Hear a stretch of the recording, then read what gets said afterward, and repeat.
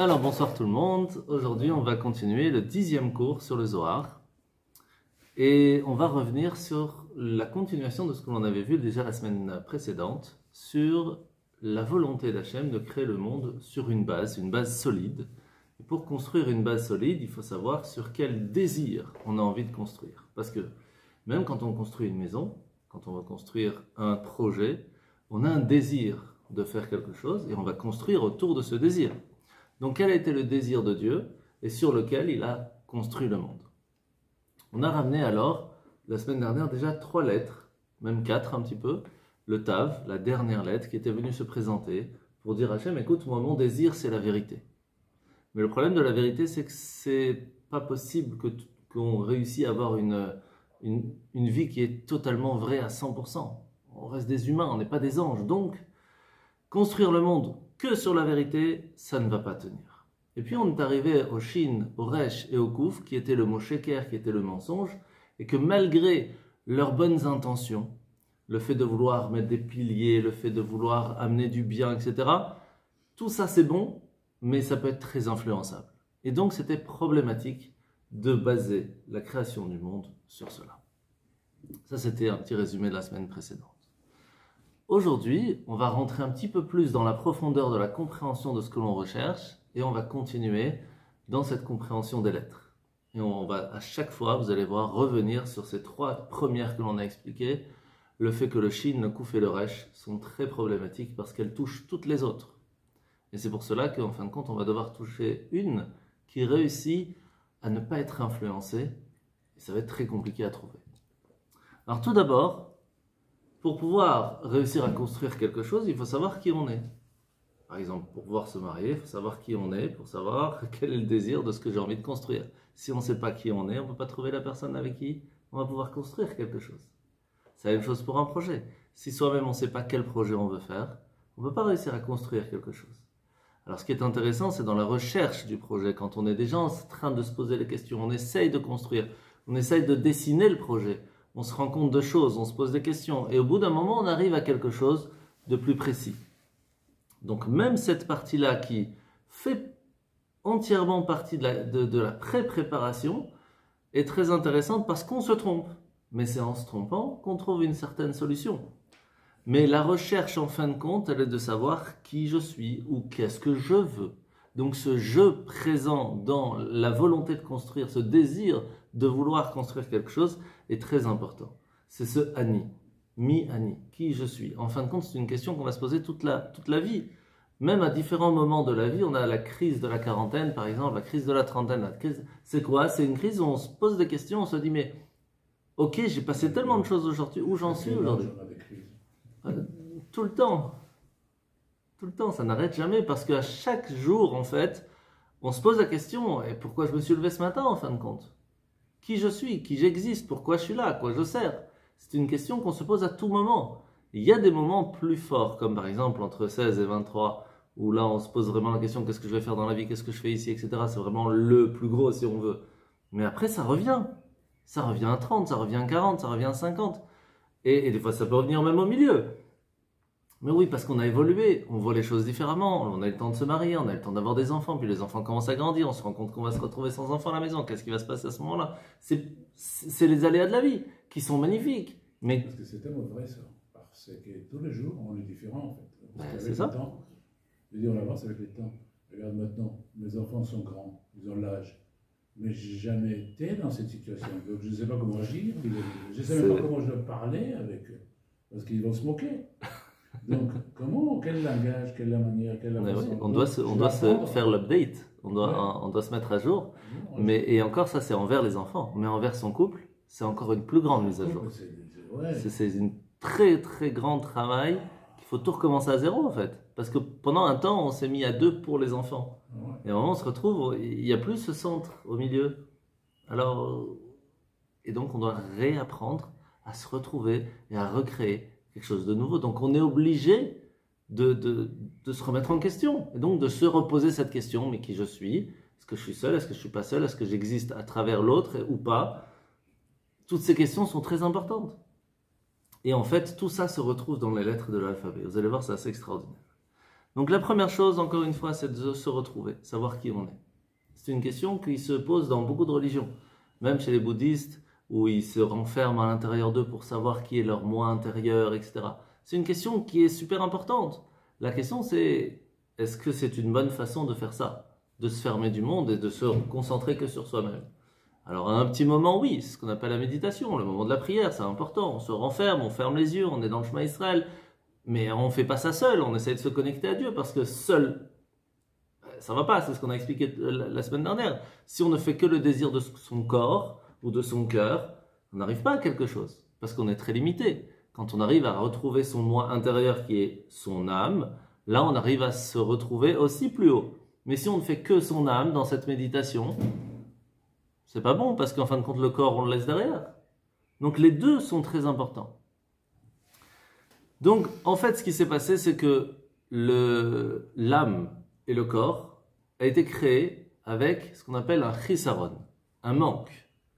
Ce manque va donc faire réveiller des désirs.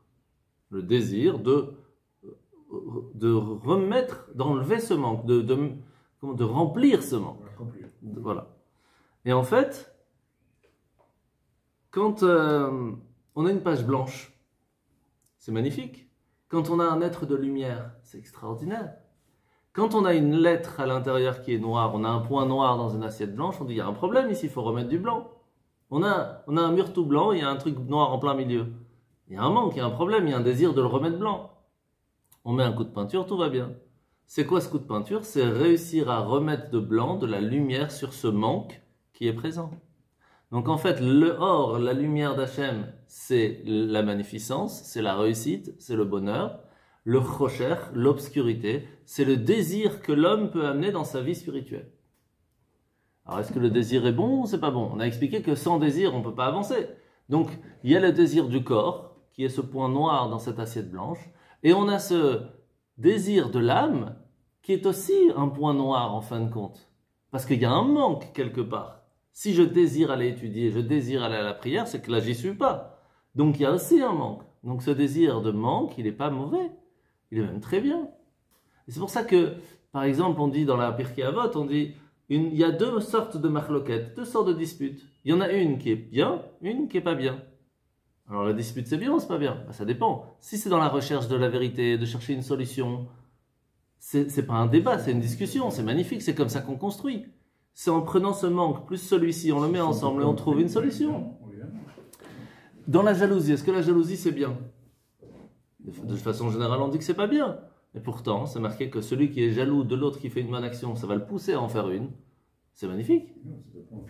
Exactement. Donc en fin de compte, chaque désir peut être ou du corps ou de l'âme. Si c'est du corps, c'est pas bon. Si c'est de l'âme, c'est magnifique, parce que ça va nous permettre d'amener de la lumière. Alors que si on a un manque du corps, un désir du corps, pour pouvoir le remplir, ce sera toujours encore un autre désir, parce qu'on va mettre un désir pour encore un autre, et encore un autre. C'est toujours éphémère, et à chaque fois, on en aura encore. Donc, en fin de compte, ce qu'on voit, c'est que ce désir, ces lettres en hébreu, peuvent être très très bonnes ou très mauvaises. Ça va dépendre de quel est ce désir. Et c'est pour cela qu'Hachem avait dit au Tav, tu désires la vérité. C'est super. Mais quand tu vois que dire la vérité maintenant va faire du mal, tais-toi. Donc je ne peux pas construire le monde que sur la vérité. C'est pas possible. Tu veux construire sur les trois piliers. Torah, Vodak, Minot Sadim. Il y a une personne qui est en train de mourir. Aide-la. Oublie maintenant prière, c'est pas le moment. Donc tu ne peux pas non plus construire sur ça. Donc ça va être très compliqué de trouver un désir qui va être convenable, bon, sur le corps et sur l'âme, sans que rien ne puisse l'influencer. Ça va être compliqué à trouver. Donc pour l'instant, on a déjà appris 4 lettres de l'alphabet, on s'est rendu compte que ce n'était pas possible. Donc pour résumer, on avait parlé déjà que le Shin est un très bon désir de la volonté de s'approcher de Dieu, les 3 piliers du monde, etc.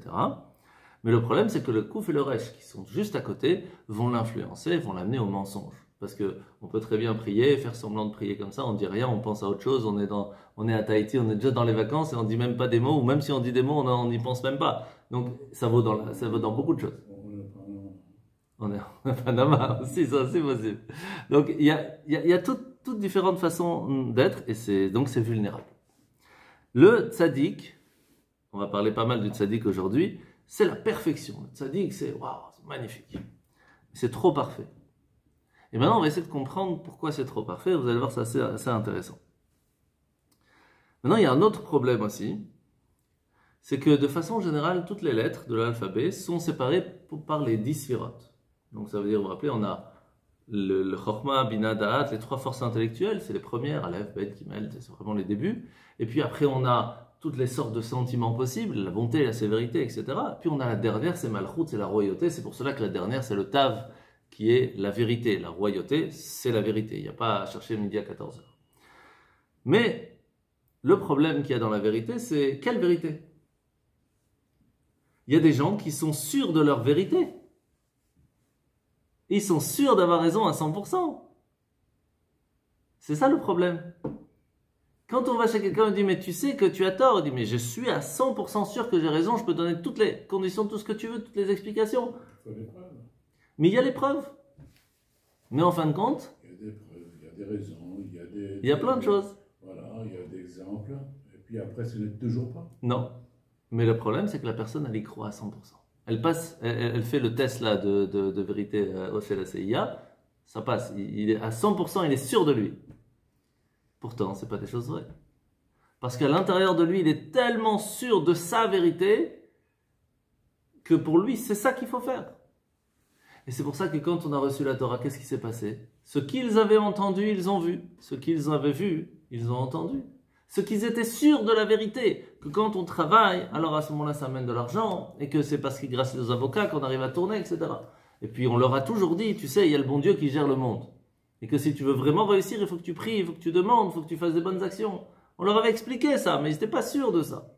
Quand ils ont vu la Torah, ils ont vu Hachem dans le monde, ils se sont dit, mais tout ce que je pensais, je suis plus sûr en fait. Maintenant, je suis sûr que Hachem est présent, ça c'est certain.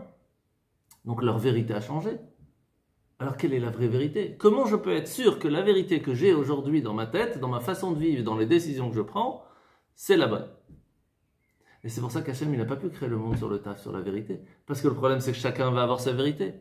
Ce qui veut dire que je ne peux pas construire mon style de vie que sur la vérité. Ce n'est pas possible.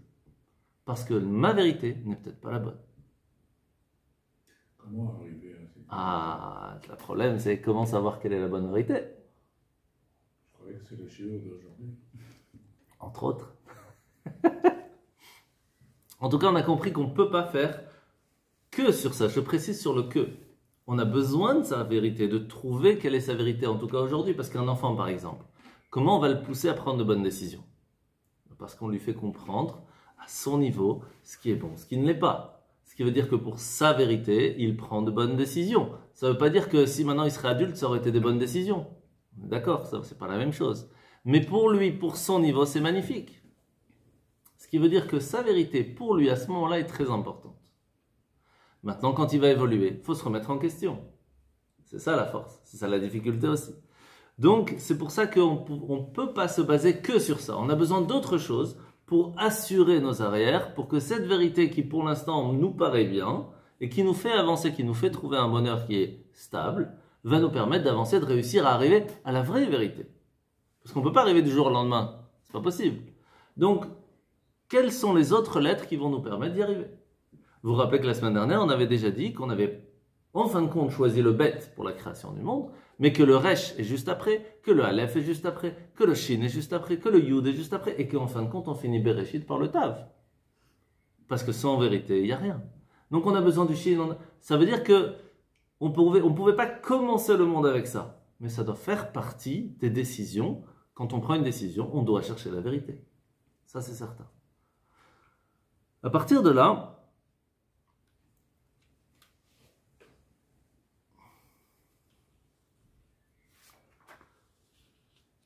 on va faire d'abord un tour de toutes les lettres, mais très rapidement, sans rentrer trop dans le détail, et puis après on va rentrer dans quelques-unes pour vraiment essayer de comprendre qu'est-ce que ça veut dire. Comme ça, vous aurez déjà un petit aperçu rapide. Donc on avait Tav, c'était la vérité, ça c'est l'ultime, c'est pas possible, ça n'existe pas. Shin, c'est la pureté, c'est les 3 piliers, etc., qui sont vulnérables à cause du Kouf et du Resh, qui fait Kar, la froideur, les doutes, les questions, etc., qui vont nous amener à tomber, donc c'est trop vulnérable. Après, on a le Resh, c'est rachat, c'est l'orgueil, c'est l'autosuffisance. Impossible. Après, on a kouf. Kouf, vous vous rappelez, ça veut dire le mot kof aussi, qui veut dire le singe, c'est l'imitation. On essaye, on fait les choses, mais en fin de compte, il n'y a aucune réflexion derrière.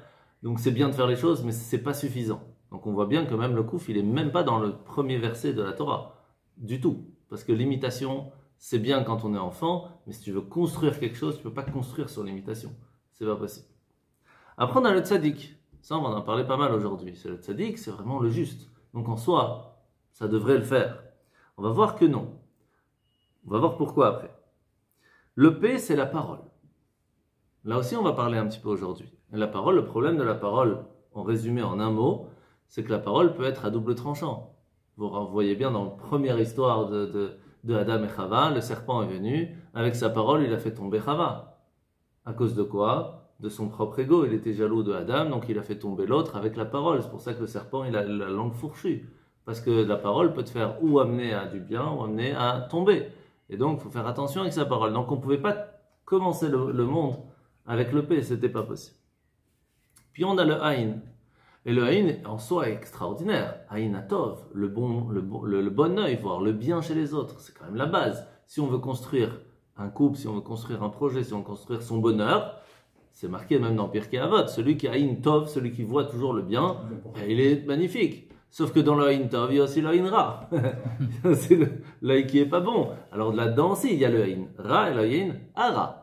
C'est pas la même chose. Le Aïn Ra, c'est voir le mal dans chaque chose. Le Aïn Ara, c'est amener le mal en regardant les autres chez l'autre. C'est encore pire. C'est pas bon. Donc, c'est très difficile de séparer, et c'est pour ça qu'on a deux yeux. Un qui va nous aider, un qui peut nous faire tomber. C'est pour ça qu'on doit faire très attention. Hein, voilà. Un qui est daltonien, comme ça c'est mieux. On fait les pirates. C'est pour ça peut-être qu'on regarde ça, si on sait lire quand on fait l'ophtalmo, qu'avec un œil pour voir si ça marche. Donc c'est difficile de séparer le bien du mal quand on est avec les yeux.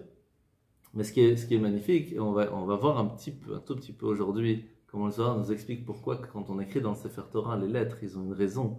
On voit que le Aïn, pourquoi il a deux têtes en haut? Parce que Aïn, c'est les yeux, tout simplement. C'est pour ça que c'est deux qui sont rattachés à un. C'est juste un petit point sympathique. Après, on a le Samer. Alors, Samer, quand on... C'est artistique, hein. C'est beau. Ouais. Mais il y a des raisons. Et ce qui est magnifique, c'est que comme j'ai appris la sophrute, donc il y a des choses que je connais, des secrets du Harizal qui expliquent pourquoi telle lettre, etc. Là, j'ai appris encore des choses. Sur le tzaddik, c'est extraordinaire. On va voir ça ensemble.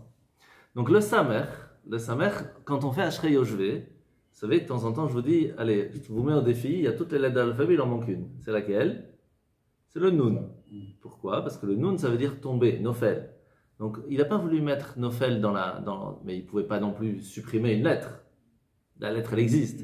Donc, il l'a mis dans le Samer, il a mis Somer Noflim, celui qui fait remettre droit celui qui est tombé. C'est mignon. Donc, en soi, le soutien, l'appui, c'est un petit peu la base du monde. Donc, pourquoi est-ce qu'on ne commence pas la Torah avec le soutien? C'est un petit peu la base. Le problème, c'est que c'est une fonction qui est un peu trop passive pour réussir à créer quelque chose. Parce que c'est quoi un soutien? C'est quand quelqu'un tombe, on est là pour aider. Quand quelqu'un, par exemple, vous dit, moi, chaque fois que quelqu'un vient me demander de l'aide, je l'aide. Je suis un soutien pour tout celui qui a besoin. C'est magnifique. Est-ce que c'est suffisant? La Torah nous dit, c'est pas suffisant. Quelqu'un qui est vraiment gomel chassadim tovim, quelqu'un qui a le cœur qui va aider, celui qui cherche à savoir, qui va poser des questions, qui vérifie, est-ce que tout va bien, est-ce qu'il y a besoin de quelque chose? C'est beaucoup mieux que le Samer. Soutien des préalables. Avant, alors il y a plusieurs niveaux. Il y a celui qui va avant même que le problème commence. Quand il y a des problèmes, il est toujours là pour aider. Il y a celui qui attend. Et donc il y a différents niveaux. Mais le fait du soutien quand il y a un problème, c'est très bien. Ça fait partie du truc, ça fait partie des ventes de lettres. Mais on ne peut pas commencer le monde par ça. Parce que c'est trop passif.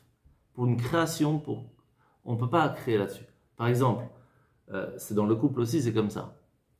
Quand un homme il se marie, qu'est-ce qu'il dit à sa femme? Je t'offre des fleurs en plastique.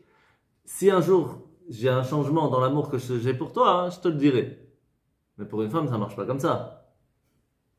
Ça marche pas comme ça pour une femme. Pourquoi? Parce qu'elle a besoin de l'entendre tout le temps, tout le temps, tout le temps, tout le temps. Pour un homme, ça donne une fois par an, ça donne. Je te fais confiance, que j'ai besoin 50 fois par an, j'ai pas besoin. En fait, s'il y a besoin, s'il y a un problème, je suis là. Mais est-ce qu'on peut créer un couple là-dessus? Mesdames, vous allez me dire que non, c'est pas possible. C'est pas possible. Pour un homme, oui, pour une femme, non. Et le problème, c'est que l'homme et la femme doivent vivre ensemble. Donc, c'est pas possible dans le monde de créer un monde où il n'y a que le soutien. Ça ne marchera pas. Alors, pourquoi pas Noun? Alors, Noun, c'est Nophel, c'est tombé. Mais de l'autre côté, le Noun est très fidèle, très modeste. Mais le problème, c'est qu'elle est trop faible. Elle se retrouve un petit peu seule. Elle a besoin d'un soutien pour tenir. Elle a besoin du samer, du sommaire, parce qu'elle tombe. Et on ne peut pas construire le monde déjà avec une fondation qui est faible. C'est pas possible. Donc, on a le même qui est très fort. Même, c'est le Maïm, c'est l'eau, c'est la Torah qui descend en haut, qui arrive jusqu'en bas. C'est la transmission. C'est aussi le silence. C'est la profondeur. C'est la possibilité de transmettre. Vous savez qu'une personne qui fait que manger sans boire, elle ne peut pas vivre. Pourquoi? Parce que l'eau permet de faire passer tout ce qu'on a mangé dans tout le corps. Donc c'est vraiment un besoin hyper important. La meilleure boisson, c'est l'eau. Pas photo. Donc l'eau est très importante dans le monde. Et pourtant, non, ça ne marche pas. Pourquoi? Parce qu'elle ne peut vivre que dans un endroit gardé. Si elle n'est pas gardée quelque part dans un endroit, elle s'éparpille et elle ne sait pas quoi faire d'elle-même. On ne peut pas construire un monde sur l'eau. Parce que le monde doit être stable. Donc il faut un lac. Oui, un lac c'est bien, une mer c'est bien, donc ça fait partie du monde. Mais est-ce qu'on peut créer tout le monde entier sur ça? C'est pas possible. Et on le voit même dans le début de la création du monde, parce que quand Hachem il a créé le monde, qu'est-ce qui s'est passé? Il a créé le monde, la planète, remplie d'eau. Il n'y avait que de l'eau. Et il lui a fallu 2 jours avant de faire sortir la terre, tellement c'était difficile. Il faut aller à l'accord. C'était pas évident. Puis il y a une dispute entre l'eau du haut, l'eau du bas, toute une histoire. Donc c'était pas évident. L'eau, c'est magnifique, mais si elle n'est pas cadrée, ça fait des tsunamis et ça peut être très problématique. Donc c'était pas possible non plus de créer là-dessus. Après on a le Lamed. Donc Lamed, ça c'est en général, c'est une des lettres qui est les plus magnifiques dans la Torah, c'est l'imoud. C'est l'étude. Si le monde n'est pas créé sur l'étude, alors sur quoi? Donc, c'est pas magnifique le Lamed? C'est magnifique. En plus, c'est une des seules qui monte. Elle monte vers le haut, elle monte vers Hachem. Elle a le périph' pour voir dans le sous-marin. Le télescope, ouais. Le problème, c'est qu'elle ne descend pas vers la réalité. C'est vrai qu'elle monte, mais elle reste là-haut. Quelqu'un qui ne fait que étudier, qu'est-ce qu'on a expliqué ce Shabbat avec les explorateurs? C'est une erreur. Si tu as étudié que pour la théorie, ça ne marche pas. Il faut l'étudier pour mettre en pratique. Donc, ce n'était pas possible non plus. Après, on a le Kaf. Kaf, Raf. Ça, c'est la couronne. Couronne, c'est bien, non? C'est la force, c'est le roi, c'est magnifique. Mais, c'est aussi la soumission. Parce que quand on a une couronne, c'est qu'on a des responsabilités. Demandez à tout indépendant, est-ce qu'ils sont vraiment indépendants ou ils sont soumis? Ça, c'est une grande question. Soumis à l'esclavage. Voilà. Donc, c'est pas si évident en fin de compte. Donc, c'est pour ça qu'avoir la couronne de la responsabilité n'est pas spécialement tout bon. Et c'est pour ça qu'Hachem, il a dit, je ne vais pas construire le monde sur la responsabilité d'être toujours le meilleur. C'est pas possible. C'est comme cette histoire. Il y a une fois un grand rabbi qui est parti voir Eliyahu Navi, le prophète Élie, et il lui a demandé de passer une journée avec lui. Alors, je ne vais pas raconter toute l'histoire, mais il y a un moment, il lui a dit, parce qu'il lui a dit, à condition que tu ne me poses pas de questions. Et il y a un moment, il arrive dans une communauté qui n'a pas voulu les recevoir pour Shabbat. Alors, Eliyahu Navi lui dit, pas de problème, je vous bénis que tous vous soyez des présidents. Après, ils vont dans une autre communauté qui les a reçus pour Shabbat. Et là, il dit, je vous bénis que vous ayez un président. Et après toute l'histoire, parce qu'il y a plein d'étapes comme ça, il lui demande, mais c'est quoi cette histoire? Pourquoi tu les bénis d'avoir plein de présidents? Il dit, parce qu'il y a plein de présidents, ça n'a rien qui fonctionne. C'est la guerre. Il dit, un président, un chef qui est la tête, qui gère, qui guide, ça c'est bon. Ben, c'est la même chose. Si on met que tout le monde entier, c'est le président, ça ira pas. C'est comme une fois, je ne sais plus quel président israélien avait dit au président américain, Il a dit, toi, tu as peut-être 3 millions de gens à gérer, mais moi, j'ai 100 000 présidents à gérer. C'est plus compliqué. Il y a moins de personnes, mais c'est tous des présidents d'Israël. Ça, c'est plus compliqué à gérer. Donc, c'était pas possible. Et puis, on a le Yud Aleph. Yud Aleph, c'est le Yud, le tout petit, tout mignon. Mais attention, c'est la base de tout. Toute lettre se doit de commencer par le Yud. Montrez-moi une lettre qui n'a pas un Yud. Tous. Parce que pour commencer quelque chose, il faut d'abord un petit morceau. Toute lettre est obligée d'avoir un Yud quelque part. Donc c'est le début de tout. Donc en fait, on aurait dû commencer par Israël, par exemple, avec le Yud. Ça aurait été tellement beau. Alors, on commence avec la base, avec le... Le problème, c'est que cette spiritualité est trop petite. Elle n'est pas assez perceptible. Elle est trop petite pour que tout le monde puisse y avoir accès. Quand on dit à quelqu'un, tu sais, à l'intérieur de toi, tu as un trésor. Tu as une petite âme qui est magnifique. Il dit, c'est bien, mais je n'y ai pas accès. T'es gentil, mais je ne la vois pas, moi je ne la sens pas. Oui, parce qu'elle n'est pas assez présente, elle est trop petite. Et on ne pouvait pas commencer le monde avec un trop petit morceau de Dieu. Il fallait quand même quelque chose de puissant. Ce n'était pas possible. Même si on en a besoin. Et la preuve, dans Bereshit, il y a le Yud. Alors peut-être le tête. Le tête, le problème, c'est que c'est le potentiel caché qui se trouve à l'intérieur de la personne. C'est pour ça qu'il se recourbe à l'intérieur comme ça, pour aller chercher à l'intérieur. Et en soi, c'est très bien le tête. C'est Tov, c'est le bon qui est à l'intérieur de chacun. C'est réussir à trouver le bien dans chacun. Et en soi, c'est magnifique, réussir à trouver le bien dans le monde. Le problème, c'est qu'il est trop caché. C'est qui réussit à trouver le bien qu'il est à l'intérieur de lui, et qui, encore mieux, réussit à trouver le bien à l'intérieur des autres. C'est rare. Donc, c'était pas possible de commencer par ça. Alors, on a le chet. Chet, c'est chaim, non? C'est la vie. Sauf que dans Chametz, vous savez bien que Chametz, c'est pas bon. Parce que Chametz, c'est l'orgueil. C'est qu'on est bloqué, on ne peut faire que descendre. Donc, ça va pas. Il n'y a pas d'élévation. Le fait d'avoir la vie que pour la vie, sans avoir une volonté de vivre et simplement pour la survie, on ne peut que descendre. Donc, c'était pas possible. Puis, on a le Zayn. Zayn, c'est l'épée, si on veut. C'est l'arme. Et en soi, c'est bien. C'est la guerre. Et le conflit, c'est pas bon. On va pas commencer le monde avec le conflit. Ça la fout mal. Donc, on a le Vav. Le Vav, c'est une des lettres hyper importantes de la Torah. On l'utilise énormément. C'est la continuité. Par exemple, on reçoit la Torah, paracha juste après, Ve'ele Mishpatim, et voici tout ce qu'il y avait avant, c'est la continuation. Donc en soi, si tu veux continuer quelque chose, si tu veux commencer quelque chose, mais le problème c'est que tu ne peux pas continuer quelque chose si tu ne l'as pas commencé. Ça c'est compliqué. Donc comment faire pour commencer le Vav? Mais ça va pas, mais Bereshit ça marche pas. Tu ne peux pas commencer quelque chose si tu n'as pas commencé quelque chose. Donc ça va pas. Surtout que quand on veut commencer à créer quelque chose dans le monde, dans son foyer par exemple, qu'est-ce qu'on dit au couple? Mettez de côté tout ce que vous avez avant, vous recommencez à zéro. Pourquoi on leur dit ça? Pourquoi ils doivent faire Shechianu? Pourquoi? Parce que si tu fais les mêmes erreurs que tu avais fait avant et que tu te dis pas, tu sais quoi, on recommence à zéro, on essaye de faire mieux les choses. Si tu n'es pas prêt à recommencer à zéro avec ton conjoint, tu vas faire les mêmes erreurs qu'avant. Donc il faut vraiment commencer quelque chose de nouveau.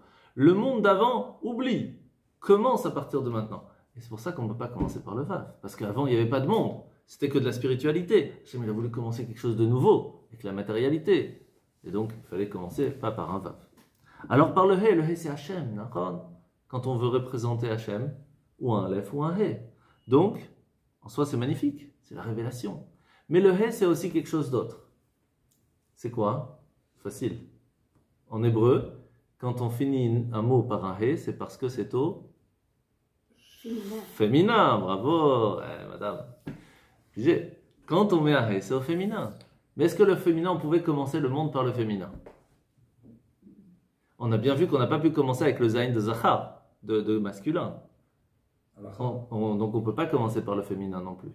Parce que, en fait, c'est un mélange des deux. Si on n'a que donner sans recevoir, c'est pas possible. Si on n'a que recevoir sans donner, c'est pas possible. Donc c'était pas possible de commencer par le féminin. Ni par le masculin, ni par le féminin. Donc il fallait trouver un lien des deux. Et donc on a le Dalet. Dalet, généralement, on ne commence pas grand-chose avec le Dalet. Pourquoi? Parce que Dalet, c'est Dal. C'est la pauvreté. Et pourtant, on va voir que le Dalet a une puissance extraordinaire. Mais vraiment extraordinaire. Mais le problème, c'est savoir l'utiliser. Ça, on va apprendre ça tout de suite, vous allez voir, c'est assez extraordinaire.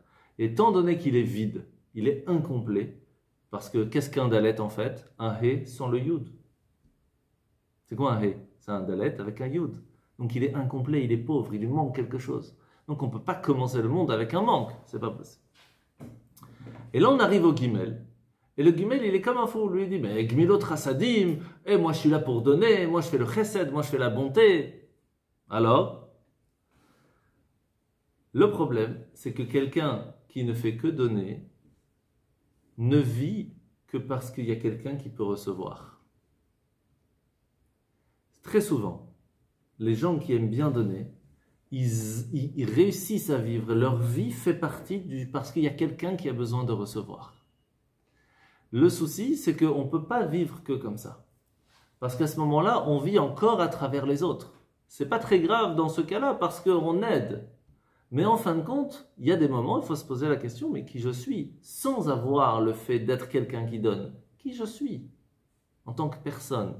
Pas en tant que donateur. En tant que personne. Est-ce qu'on m'accueille en tant que personne ou que en tant que donateur? C'est une grande question. C'est une question qui est très difficile. Mais ça vaut en tant que couple aussi, dans le couple. Est-ce que ma femme me voit toujours entre celui qui lui donne ou en tant que personne qu'elle-même aussi? Et inversement. Mais ça peut être dans le travail. Est-ce que le patron, c'est toujours celui qui me donne ou l'ouvrier? Donc ce guimel est très problématique. Oui, c'est extraordinaire, c'est une des lettres les plus belles, mais elle est problématique parce qu'elle ne vit parce qu'il y a le dalet après. Donc avoir cette envie de vivre un monde avec l'autre, on a toujours besoin de l'autre pour exister, c'est pas bon. Et donc on a le bêtre qui va être choisi, ça on verra pas tout de suite à la fin, mais c'est le bêtre qui va être choisi, et le Aleph. Pourquoi pas le Aleph? Parce que le Aleph c'est la source de la Torah, c'est la source de Dieu, c'est le Echad, c'est la base.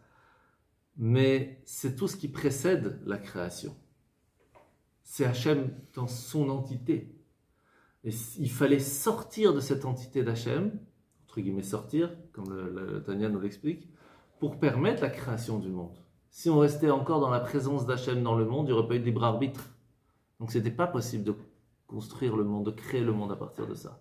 C'est pour ça qu'il lui a dit en fin de compte, tu seras dans le début de la Torah. Pour retrouver le Aleph qui précédait le monde, il te faudra étudier la Torah, les 10 commandements qui commencent par le Aleph. Ça, c'est toutes les lettres de façon générale. Maintenant, on a fait un petit tour. D'accord? Maintenant, on va essayer de s'arrêter un petit peu sur le Gimel et le Dalet. On a déjà tout petit peu parlé déjà.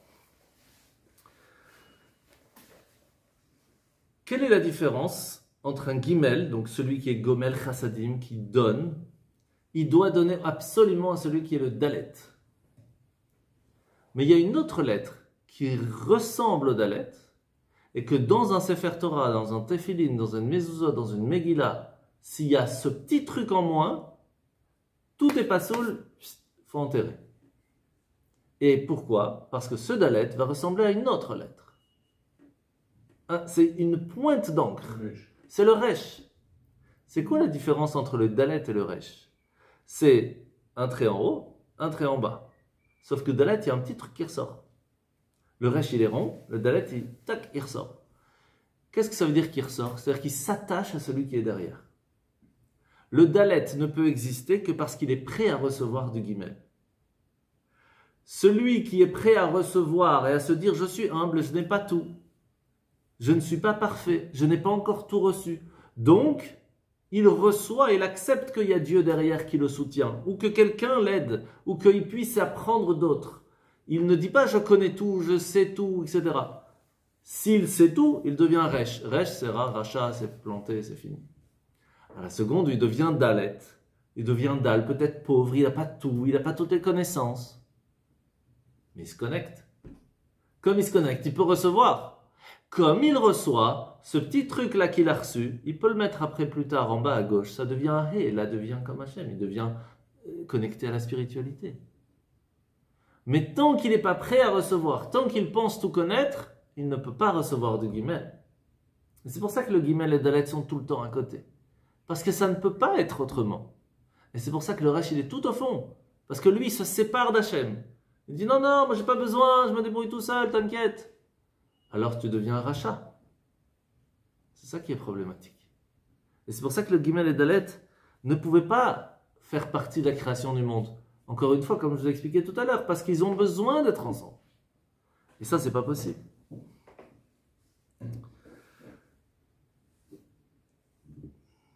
Et c'est pour ça que celui qui est gaftan, celui qui est orgueilleux, eh ben, il ne peut pas donner non plus. C'est pour ça que ça s'appelle Ga'ava, l'orgueil. Il veut être le guimel, il veut être celui qui donne. Mais tu ne peux pas donner si tu penses tout connaître. Si tu connais tout, tu ne peux rien donner parce qu'en fait tu ne connais rien. Tu penses, oui, tu te montres, mais ça ne va pas. Quand est-ce qu'une personne est appelée celui qui est vraiment, il est bien? Quelle est la tribu des 12 tribus qui a le guimel et le dalet dedans? Facile. Gad. Tout simple. Pas chercher midi à 14h. Gad. Et qu'est-ce qu'elle avait de spécial, la tribu de Gad? C'est que quand il mettait les téphilines, il faisait très attention de ne pas parler depuis le moment où il mettait les téphilines ici jusqu'à la fin. Vous allez me dire quel rapport? Qu'est-ce qu'il y a comme chine sur la tête? Il y a un chine à 3 têtes et un chine à 4 têtes.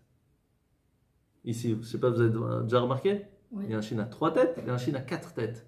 Un c'est pour le guimel, un c'est pour le dalet.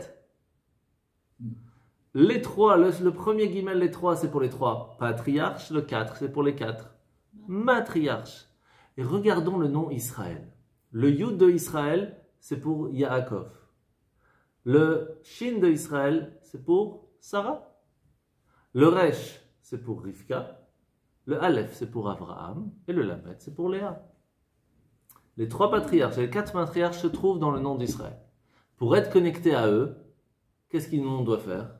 Se connecter. Pour ça, c'est Gad. Ça veut dire, sois prêt à donner à celui qui est dans le besoin et en même temps, sois prêt à recevoir parce que tu ne connais pas tout et parce que tu n'as pas tout. Donc, tu peux recevoir. Si tu n'as pas ces 2 sentiments, ce travail de guimel et de dalet, il y aura un problème quelque part. Si tu ne fais que recevoir sans vouloir donner, tu seras dal, pauvre. Tu es fait que donner sans recevoir, sans être prêt à recevoir en sachant qu'on n'est pas parfait, c'est gaftan, c'est orgueilleux. Mais le fait d'être gad, là tu fais partie de cette tribu qui se connecte à Hachem à travers ce shin qu'on retrouve dans les téphilines. C'est beau, hein? Oui. Et donc qu'est-ce qui se passe lorsqu'une personne ne veut pas recevoir d'Hachem? Il transforme le dalet en resh. Qu'est-ce qu'on dit dans le Shema Israël? Shema Israël Hashem Elokeinu Hashem Echad. Si on change le dalet en resh, qu'est-ce que ça devient? Shema Israël Hashem Elokeinu Hashem Acher. Hashem, c'est un autre. C'est énorme la différence. Et c'est pour ça dans les téphilines, dans les mezuzot, il y a un dalet qui devient resh ou un resh qui devient dalet. C'est fini. On ne peut plus rien faire avec. Parce que la différence, elle est trop puissante, elle est trop grande. On a vraiment une différence qui est énorme. Et pourtant, c'est un petit point, c'est pas grand-chose. Mais ce petit point, il fait toute la différence. Maintenant, c'est assez extraordinaire de voir que dans le mot Echad, alors ça, c'est des choses que généralement on n'apprend pas, c'est intéressant à savoir. Le mot Echad, c'est Aleph, d'accord? Ça, tout le monde, on a déjà appris plusieurs fois, c'est Dieu, etc. Après, on a les Chet c'est les 7 cieux et la terre. Ça, tout le monde, c'est connu. Mais si on fait l'addition de Aleph et de Chet, on arrive à 9. Donc c'est quoi les 9? C'est les 9 sphirotes, les 9 premières sphirotes, depuis Chochma jusqu'à Yesod. La dernière Malchut, la royauté, se retrouve dans quoi? Dans le Dalet de Hadoshem, qui est Malchut, le roi du monde. Et c'est la dernière qui est celle-là. Et quand est-ce que tout ce qu'il y a avant peut se transmettre au monde? Grâce à Malchut, grâce à la royauté d'Hachem. Si nous, on est attaché à la royauté d'Hachem, donc ça devient Dalet. Donc on peut se connecter à tout ce qu'il y a avant, et donc on peut recevoir. Mais si on n'est pas prêt à recevoir et qu'on dit qu'on peut se débrouiller sans lui, alors c'est pas un Dalet, c'est un Resh. Donc à ce moment-là, ça marche pas. Parce qu'on ne peut pas recevoir. Et alors on dit, mais moi je suis acher, je suis séparé. Ça marchera pas, ça fonctionnera pas. Et comment dans un couple ça peut fonctionner? Que les deux réussissent à donner et à recevoir, seulement s'il y a Echad, s'ils réussissent à faire 1. Et 1 c'est combien en tout? C'est 13. 13 c'est Hava, l'amour. Tout simplement. Maintenant on va essayer de comprendre ce que ça veut dire l'amour. Ça c'est déjà plus compliqué. On avait déjà parlé une fois de ce que c'est Hava, l'amour, d'où ça vient, comment ça fonctionne. Mais on va voir quelque chose d'assez intéressant ici. est-ce que, déjà vous vous rappelez, on avait déjà parlé souvent, le mensonge, ça tient sur un pied. Le shin, il a qu'un pied, le kouf, il a qu'un pied, le resh, il a qu'un pied. Le emet, il a 2 pieds. Aleph, il a 2 pieds, le mem, il a 2 pieds, le tav, il a 2 pieds. C'est pour ça que ça tient. Maintenant, est-ce qu'on peut réussir à faire que tout va tenir dans un couple? Grâce à quoi? Grâce à l'amour. Mais est-ce que ça fonctionne vraiment? Est-ce que c'est suffisant? En fait, il y a un gros problème. On va voir ça ensemble. Quand on fait les cours de préparation avant le mariage, une des choses que le rabbin apprend à l'homme et que la rabbinite apprend à la femme, c'est une histoire. Il y avait une fois un pêcheur qui a trouvé un bon poisson, mais un truc vraiment magnifique, un bon thon comme ça énorme, sans maillot, mais il faut le rajouter après. Et le problème, c'est que c'était tellement grand que personne ne voulait l'acheter, ça coûtait trop cher. Alors on lui a dit, tu sais quoi, le bourgmestre, le maire de la ville, lui, il adore le poisson, il aime le poisson, c'est sûr qu'il te l'achète. Donc il arrive là-bas, il tape à la porte, il rentre, il lui montre, oh moi j'aime le poisson, moi j'adore le poisson, c'est super. Et là il y a un ministre qui lui dit, vous aimez pas le poisson, c'est pas vrai. Et comment ça, moi j'adore le poisson, je kiffe le poisson, j'aime le poisson. Il dit non, c'est pas vrai, si vraiment vous aimiez le poisson, vous l'auriez laissé dans le lac. Donc en fait, vous aimez vous manger du poisson, mais vous aimez pas le poisson. C'est pas la même chose. Et donc, aimer son conjoint, son épouse ou son mari, est-ce que c'est s'aimer soi par rapport à ce qu'elle ou il peut nous amener, ou c'est aimer vraiment la personne? C'est pas la même chose. Aimer sa présence, ça veut dire que j'aime quand il est avec moi. Donc je m'aime. Ah oui. Mais aimer la personne pour ce qu'elle est, et c'est ça la grande difficulté, réussir à faire ressentir à l'autre qu'on l'aime pour ce qu'elle est. C'est pour ça que très souvent les psys vont vous dire quand est-ce qu'on peut voir un couple qui tient, c'est quand il y a des disputes et que malgré la dispute, l'autre est toujours là. Ça montre qu'il vous aime, pas par rapport à ce que vous amenez dans le couple ou dans la vie ou autre, mais parce que vous êtes qui vous êtes, malgré les difficultés. Maintenant, c'est pas pour ça qu'il faut faire des disputes juste pour vérifier. Mais en fin de compte, c'est une des petites preuves qui peut montrer qu'on aime la personne pour ce qu'elle est, malgré que on peut avoir ce que vous voulez, mais ça ne change pas qu'en fin de compte, c'est ce qui est. Donc, comment on peut réussir à retrouver cet amour que l'on peut avoir envers son conjoint ou envers Dieu, puisqu'on parle ici du Hachem Echad, qui va nous permettre de réussir à construire le monde avec ça. Construire son couple, construire son foyer à travers ça. Alors, pour réussir à comprendre ça, c'est pour ça que j'en ai pas beaucoup parlé tout à l'heure, on est obligé de revenir à la lettre tzadik. Tzadik, c'est une grande question. Pourquoi est-ce que le tzadik n'a pas été choisi pour commencer le monde? En fin de compte, vous savez que quand l'âme descend dans le corps, on demande à l'âme et le corps de faire une shvoua, une promesse. On fait jurer le corps et l'âme ensemble à ce qu'ils deviennent des tzadiks et ne pas devenir un rachat. C'est-à-dire que tout le but même de la raison pourquoi l'âme elle vient dans le corps, c'est pour devenir un tzaddik. Donc pourquoi ne pas commencer le monde avec un tzaddik en fin de compte? C'est la pureté, c'est la justesse, c'est la tzedaka. Dans le tzaddik il y a tout en fin de compte. Donc pourquoi? D'abord, quand on apprend la sophrite aussi, c'est la même chose. C'est quoi un tzaddik? C'est un nun et un yud. C'est un nun, quelqu'un qui en soi, des fois il tombe, il n'est pas assez fort, c'est un humain, c'est pas un ange. Et pourtant, il prend sur lui la responsabilité de porter le yud qu'il y a derrière. C'est l'homme ou la femme qui prend sur lui la responsabilité d'être celui qui va porter le couple et avancer, malgré la difficulté. C'est ça un tzaddik. C'est la première base du tzaddik. C'est pour ça qu'on a la tzaddik et on a le tzaddiket. On a dans le couple, les deux ce sont des tzaddiks. Alors, est-ce que c'est 50-50? C'est jamais 50-50. Parce que des fois, il y en a un qui a 10% de puissance de batterie, c'est l'autre qui prend 90 pour pouvoir tenir. Donc c'est lui le noun à ce moment-là qui devient le tzaddik. Et de l'autre côté, des fois, c'est l'autre qui n'arrive pas. Donc c'est l'autre qui va prendre sur soi. Il y a certains sujets, que ce soit pour le travail, l'autre c'est pour l'arrangement, l'autre c'est pour les courses. C'est jamais 50-50. Dans l'idée du 50-50, c'est qu'on est chacun à 100% prêt d'aider à tout moment. C'est ça le 50-50 du couple. Mais c'est jamais 50-50 en fin de compte. Il y a toujours un qui est Nun et un qui est Yud. Il y a toujours un qui va soutenir celui qui à un moment va être plus faible. Mais c'est pas grave. C'est ça le tzaddik. C'est ça le fait de ensemble de créer quelque chose. Parce qu'on a chacun ses plus, chacun ses moins. Et donc simplement dire à l'autre, tu sais, je suis pas content, t'as pas fait ça, t'as pas fait ça. À la place de le dire comme ça, dire regarde, la responsabilité que tu m'as mise sur moi la dernière fois, le fait que tu n'as pas fait cette action, m'a mis dans l'embarras parce que je n'ai pas les forces, parce que c'était trop pour moi. Quand c'est vu comme ça, c'est complètement différent. Parce qu'à ce moment-là, qu'est-ce qu'on est en train de dire? On est à deux.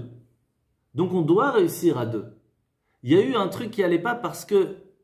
Alors, moi je suis là pour soutenir, cette fois ça s'est pas fait, c'est pas grave. Mais ne le fais pas souvent parce que j'ai déjà beaucoup de charge mentale. Donc si tu m'en rajoutes encore, ça va être compliqué pour moi. C'est ça qu'il faut expliquer en fait. Et à ce moment-là, la personne ne va pas se sentir à chaque fois attaquée. Ouais, t'es nul, tu fais pas. C'est pas ça qu'on est en train de parler. Mais la difficulté, c'est toujours le P, c'est toujours la parole qui est mal dite, qui est mal formulée. Mais c'est ça qu'on doit essayer d'expliquer. C'est, ok, je comprends que tu as beaucoup de charge mentale, mais celle que tu m'as rajoutée là maintenant, pour moi, c'était un truc de trop. Je ne sais pas comment faire. Viens, on regarde ensemble comment on fait. Parce que le but n'est pas de dire que tu as un problème. Le problème, il est qu'il y a un problème. Il y a un souci qui fait que ça ne va pas. Alors, il faut qu'on trouve ensemble la solution. Si tu n'es pas prêt à le faire, il faut que quelqu'un le fasse. Ça ne va pas se faire tout seul. Tu veux que je le fasse moi? Ok, mais je ne vais pas y arriver. Ou, alors on fait une fois chacun son tour. Ou, je vais essayer au mieux. Si j'arrive pas, sache que tu vas le faire, etc. Mais c'est ça qu'il faut réussir à faire.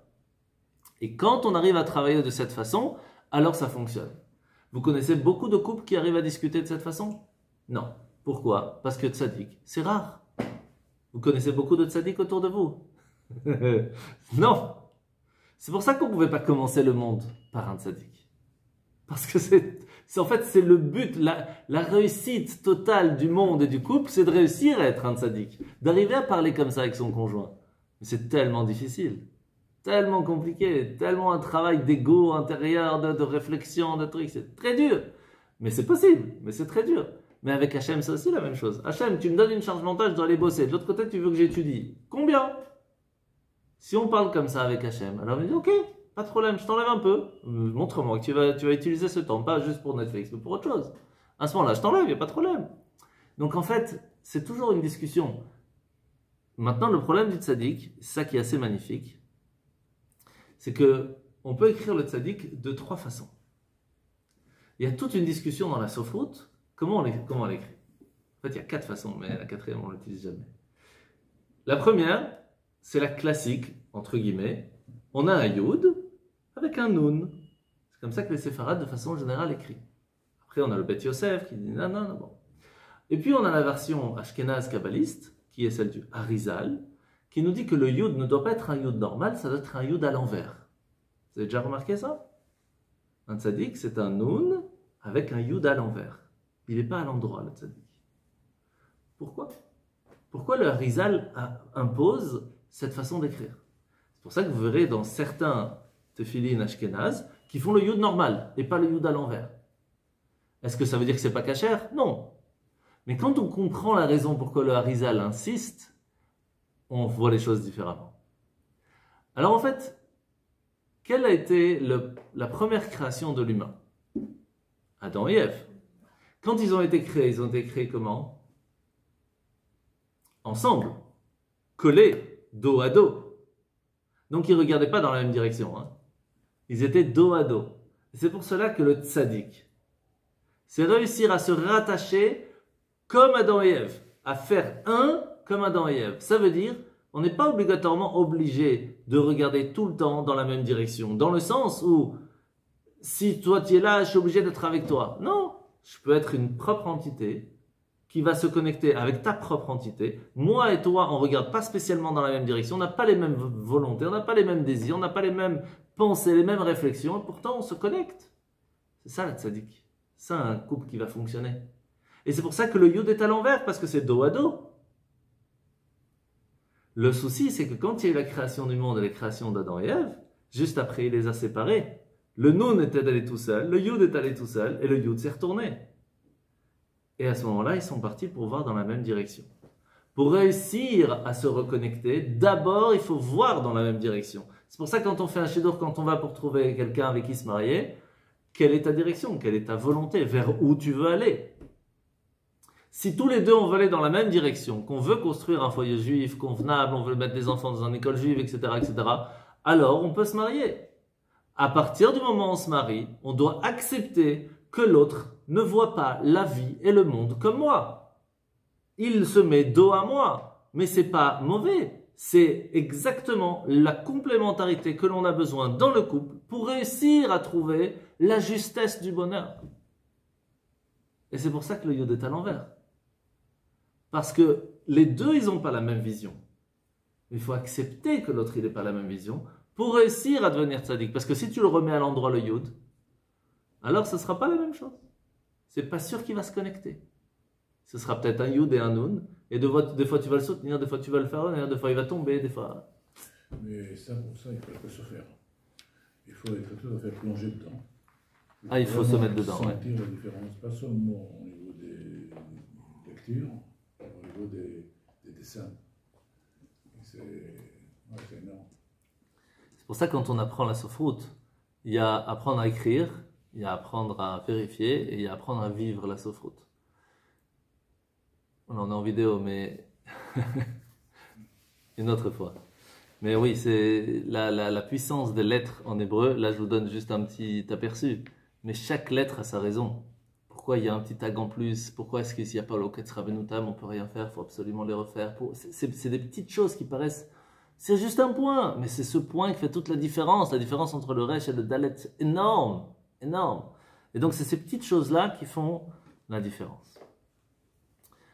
Maintenant, et ça c'est assez magnifique ce que le Zohar nous rajoute, il ne reste pas longtemps, on va essayer de faire vite, il nous dit, si Adam et Chava, ils étaient une seule entité, ça veut dire qu'ils se parlaient, ils communiquaient, c'est extraordinaire, mais Hachem les a séparés. Qui a demandé ça?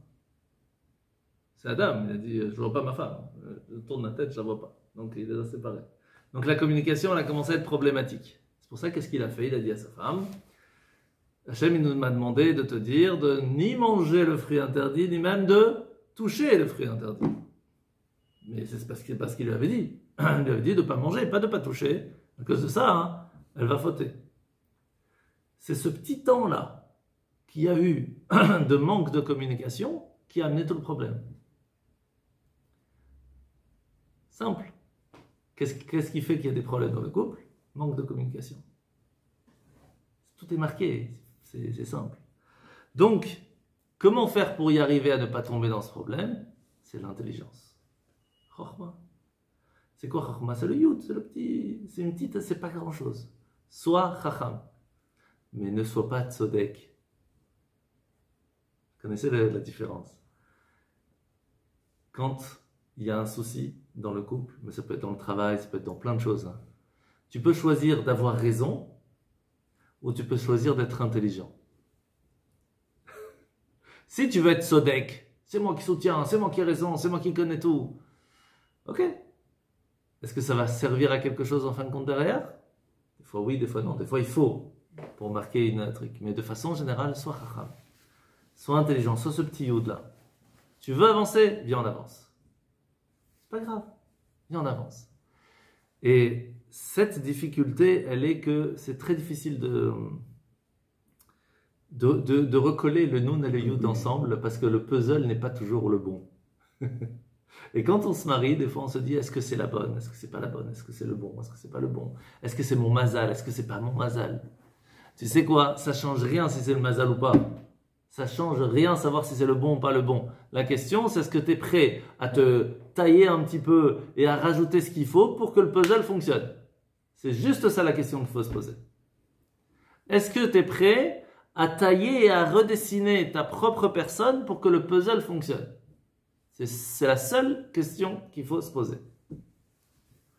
À partir de là, si on arrive à faire ça, alors on tombe dans l'amour. Pourquoi? Parce qu'on fait ça ensemble. Parce qu'un puzzle, s'il n'y en a qu'un qui va tailler, c'est beaucoup trop de travail. Il faut que chacun fasse un petit effort et ensemble, on arrive à faire quelque chose. C'est quand il y en a un qui arrête de faire des efforts que là commence le problème. Parce qu'on grandit. Donc comme on grandit, la personne, elle évolue. Comme elle évolue, le puzzle, il ne fonctionne plus. C'est pour ça qu'il faut se remettre en question et retrouver ce moment-là. On va pas finir. alors je rajoute juste une petite chose. Le fait que l'amour, c'est jamais parfait. Il n'existe pas la perfection dans l'amour. Pourquoi? Parce que par exemple, Shabbat, c'est parfait. La perfection de la semaine. Mais après Shabbat, il y a Motsai Shabbat. Il y a la fin de Shabbat. Il y a un petit moment de perfection, mais après on retombe dans la semaine.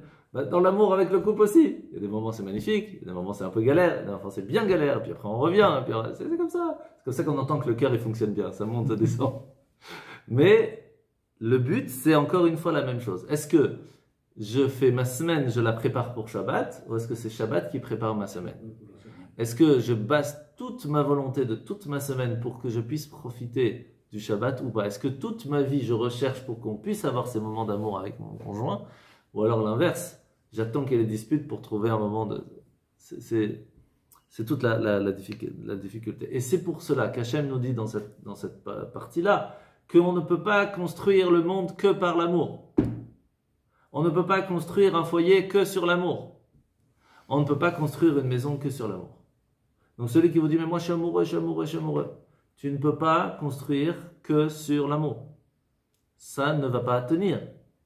Il doit y avoir une réflexion, il doit y avoir se poser des questions, savoir qu'est-ce qu'on veut vraiment. Parce que l'amour, c'est bien, c'est très mignon, mais ça fluctue. Ça grandit, ça descend, ça revient. C'est super important, c'est la base. Mais on ne peut pas construire que sur ça. C'est pas possible.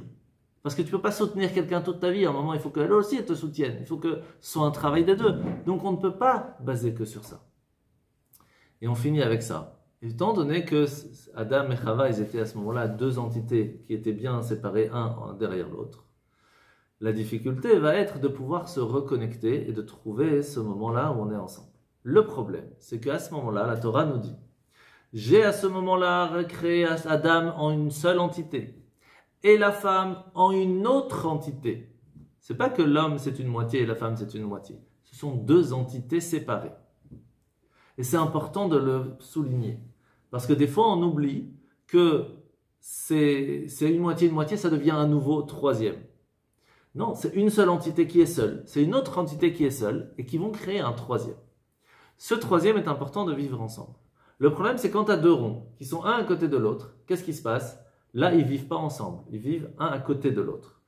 À quel moment les deux se connectent? Quand on est là, ce petit endroit-là, c'est chacun, il a sa propre pensée qui le met avec l'autre. Et plus on arrive à trouver ces moments où on arrive à se connecter à l'autre parce qu'on fait des choses avec l'autre, parce qu'on partage des choses, alors on arrive à recréer cet amour et à se retrouver ensemble.